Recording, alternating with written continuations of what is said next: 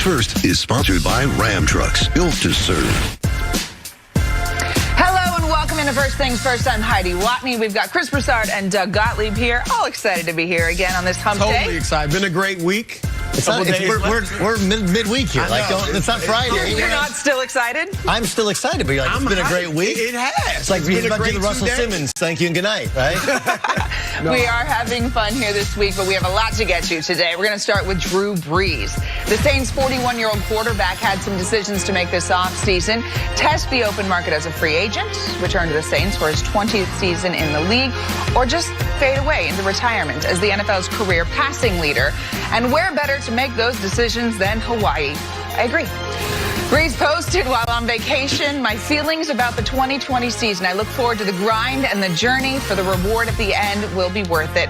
Love you. Hashtag #WhoDatNation. Let's make another run at it. So, Doug, Brees got enough left in the tank. What do you think? I feel like Chris and I are both basketball players from college, right? And we still play pickup basketball. And if you've ever had this experience, stick with me for a second. You tell everybody, okay, we're going to meet 7 o'clock. We're going to play early Saturday morning, right? You get there, you get the cobwebs out, you start playing, good run. You get to the last game, and you lose the last game, like, man. And everybody talks about what they're doing. You take off your shoes, and there's 9 guys left on the court. Right, 9 guys left, and everybody else walks out of the gym. Like, yo, man, you want to play one more? You want to run that back? And you already have your shoes off. You already texted your wife you're coming home, right? You're already thinking about your day. And then it kind of doesn't sit with you well that you didn't win your last game. You're like, all right, we'll just go straight to 11, just one more, right? You put your shoes back on. And what happens in that last game? The level of basketball is never the same. Somebody usually gets hurt, right? Running that back is always a bad idea. When it's time to go, it's time to go. And but you and I are really old guys. But the point is, so is Drew Brees from a football sense.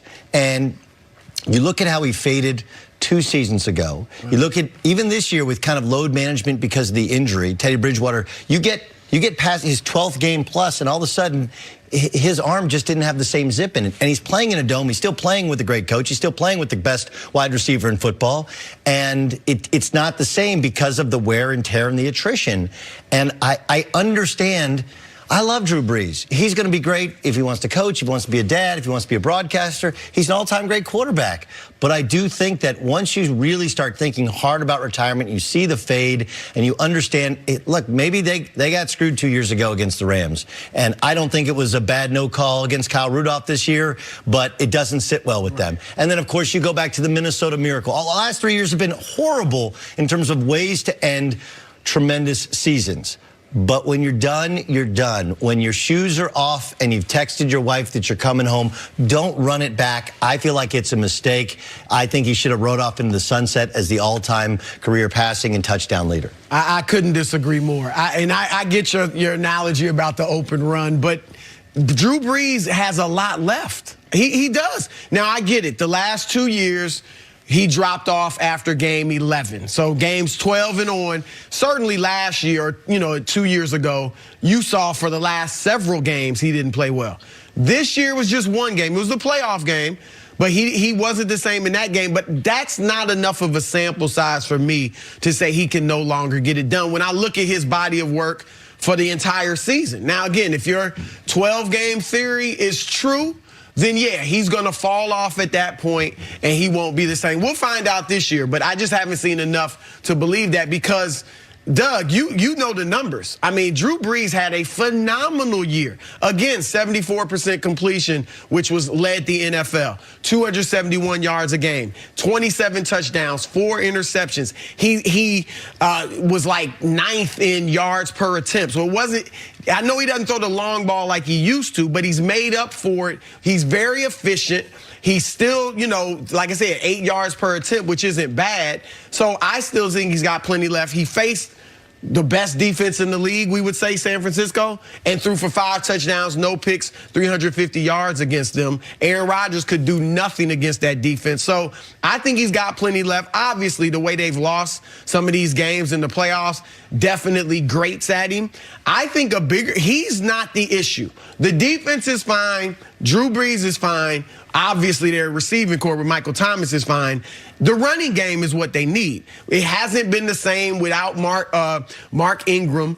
Alvin Kamara can't be that back who's carrying the ball a lot. Obviously, he's a great receiver. Right. But if they can get the running game straight, even if they don't, because last year they were pretty much as good as anybody in the NFC, I think they're still a Super Bowl contender. I absolutely think he made the right decision. Well, look, and we can't make decisions for other people. I do understand that for a quarterback specifically, it's the last time in your life you're going to have 45 eyes on you, 10 eyes on you every time you're in the huddle, 80,000 people cheering for you, right? Like, I understand that he wants to end it in his mind the right way. And I do think there is precedent for, even if his arm is rubber and he can't throw the football. And Peyton Manning was bad his last year, right? Yeah, he pointed out 9 touchdowns. I don't think you expect him to be that bad. No, no. And playing in the Dome, playing with Sean Payton. And let's also be honest, that division leaves a lot to be desired. We think Tampa's close, but we don't know who their quarterback is.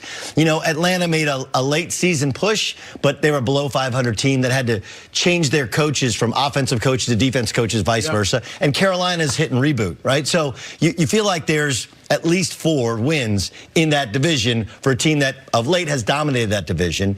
And if the defense can carry you, if the skill position players can carry, the other issue I have is there are some things to fix with the Saints. The NFC is loaded outside of their division, and they're kind of top heavy with their salaries, right? I mean, if you look at it, what they paid Michael Thomas, what they're paying Drew Brees, they're 27th in salary cap space as of right now. So there's not a ton to move around to kind of fix some of those holes that they have. They have drafted pretty well over the past couple of years. I just get the general sense, though, that when you're thinking about retiring, I remember Brett Favre. Right, Brett Favre, they lose to the Saints. He throws the ball across his body. They lose in overtime, the NFC Championship game. He goes home and he retires in Mississippi. And then Brad Childress, Chile, sends a couple guys down in a plane. They bring him back. And you're like, all right, let's run it back. What happened? Brett Favre's starting streak ends because he gets hurt. The Metrodome literally collapsed. Like, it was symbolic for the Minnesota Vikings. And when you try and get one more run out, a lot of times it doesn't work out the way it worked out for Elway with the championship, the way it worked out for Peyton Manning with the championship. Those are the exceptions. The norm is one season too long doesn't work out. And I think you would understand it. It is hard to go. A few people have done it. Barry Sanders, Jim Brown. But to walk away when you still feel like you're at the top. And he has every reason to still think he's at the top. I agree with you. He's not what he was a few years ago. If he thinks that, though. I think he thinks he's close enough. I think he thinks he's close enough. But if you thought that he was still at the top, I don't think there would have been this amount of consternation over if I want to still do it or not. Well, yeah, I'm generally with you on when guys are thinking about retirement. I brought this up with Tyson Fury and Deontay Wilder coming up. Fury's talking about maybe I'll retire after this fight. I don't like that. But in the case of Brees, he's a sensible guy. I'm sure he's thought long and hard through this. And I don't think it's just because of the way they lost in these last few playoffs. I think it's also he's having fun. And here's the thing about these guys, Doug. You know this. They're still young. We look at them as old, and they are in football years. But he's looking at it like, I've got the rest of my life. I got the next 50 years to do whatever it is I want to do next. I am going to maximize this time that I can have as an athlete. And when he looks at his numbers, when he looks at his productions, he's saying, there's every reason for me to come back. Do you think there's any amount of selfishness over, I have my records and I want to continue to have, Brady's going to keep playing, I need to keep playing to protect my records and my legacy? Look, we like to talk about athletes shouldn't, it should all be about winning and not about individual records. We both played. You want records, right? I'm not mad at LeBron James for wanting to pass Kareem, wanting to be top 5 assists. So I have no problem if Drew Brees feels that way. But I also think he's smart enough to look down the line and see that the way the game is going, Pat Mahomes and maybe other guys are going to pass him just the way things are. But I think it's especially important to Brees because it's kind of all he has. Yep. Right? Like we all think Drew Brees is great. But he's not, no one believes, at least I don't believe anybody puts him in even in the Aaron Rodgers category, let alone the Tom Brady category. And so all he really has right now are those records to say, like, those guys, you may think I'm not as good as those guys, but look at these numbers. I think they're especially important to him, and I do think there's at least a portion of it is protecting that legacy. We'll get into that a little bit later in the show. Drew Brees' legacy, and does he need another Super Bowl win to cement that legacy? We are going to take a quick break, though. Coming up, why is LeBron James irate about the Astros cheating scandal?